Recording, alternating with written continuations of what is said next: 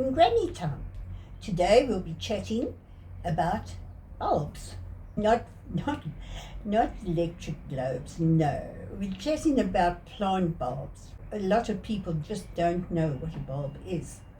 A simple definition: any plant that stores its complete life cycle in an underground storage structure. This is a bulb, and it's a living thing that when it has the right conditions, it sprouts roots and leaves and flowers.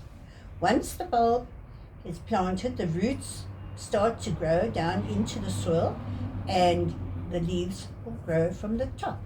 This is the first sign you'll see the bulb has been planted, and now it is actually growing, and you can see it sprouting above the ground. The leaves will first come through, and then the flowers will appear. Then, after the season, the flowers die off, the leaves die off, but the bulb is still under the ground, and it stays there because it's going to come up next season, doubled, trebled, maybe even quadrupled, because that is how bulbs are. They make babies and they can double themselves up. When you start noticing that the flowers are smaller and they are than what they were originally, that is time to dig up your bulb and to take the babies off. Once the babies are off the bulb, you can plant the babies and then replant your bulb.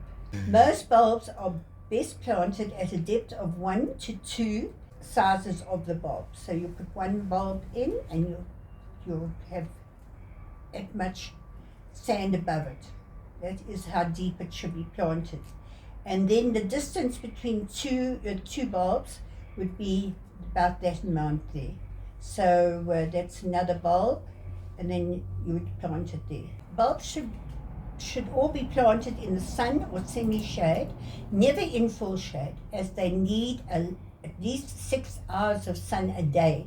Watering is very important. The bulbs need water, and their roots have got to be damp continuously. It encourages the roots to grow, and they start developing very quickly under the ground. Like people, bulbs are very sociable and like to be with their friends. So plant a lot of bulbs together in a garden bed, not too close as they need that space to breathe and grow, but plant close enough to ensure that they really make a statement when they start to flower. The pointy part of the bulb should face upward to the sky, and the flat part goes down into the ground. But don't stress if you get it wrong. These clever little bulbs, they will plant themselves.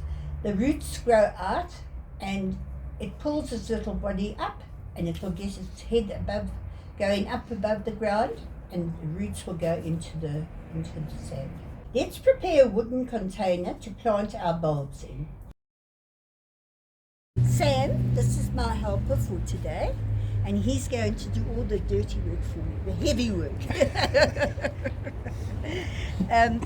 Once we clear our drainage holes, we are using plastic bottles just to fill up the bottom to keep that drainage going through, and also just to cut down on the amount of soil that you're going to use. And Sam, would you like to just start with your...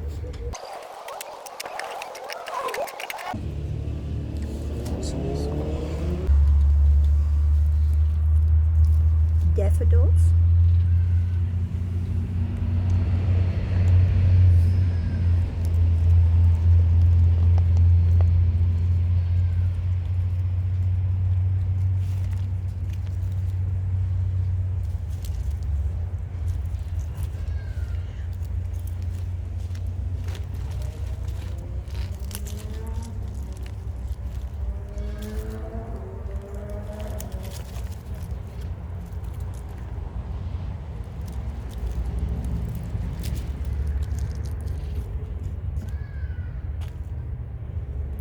This is the smaller daffodil, then this one is the larger one.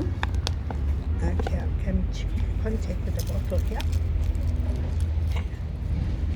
That's about 2.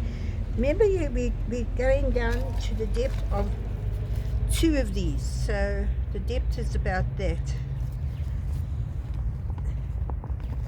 And you have to plant them deep, otherwise you find that they won't come up as. Now we've got a smaller one here. This is your freesias. Now the freesia, that's a distance there, so just push that down like that. Put that freesia in there.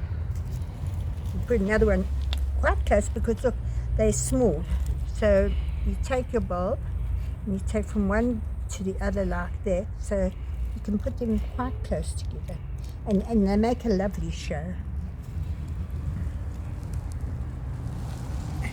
Your freesias. Sam, have we got any mulch to put on top of this? So there you have it. That is how you plant them quite close together, the freesias, because they are small bulbs. But the daffodils, they must be planted at least one bulb, put the next one in over there. So you'll put your one bulb there and you'll measure it out like that, and you'll put your other bulb in over there. Make sure you put them in 2 bulbs depth, 1, 2 bulbs depth. Then we will make sure that they have got a lot of water, not too much, but we'll wet them quite well. And then every 4 days you will put them in, you will water them again every 4 days. Even being in this container, it's not necessary to water them every day because it's winter and the evaporation isn't as bad as what it is in summer. So here we've got it. The mulch is for keeping the soil damp. It also keeps the weeds away, and also a lot of pests will also stay away. But the main thing with mulch is that it will eventually rot and it goes back into the soil. So you are fertilizing, making more soil with that mulch. As I mentioned this previously in one of my other episodes. Bulbs are quite expensive when you initially buy them. But remember that you have lots and lots and lots of bulbs as the seasons go on. You also have an amazing garden with bulbs popping up each season, so make sure you'll plant bulbs for winter and summer. Some winter bulbs to plant now are daffodils, freesias, hyacinths, Dutch irises, and various liliums. What is your favorite winter bulb? I love irises, so I would say the Dutch iris are my favorites, and a close second are the beautiful yellow daffodils. Please comment below and remember to ask questions.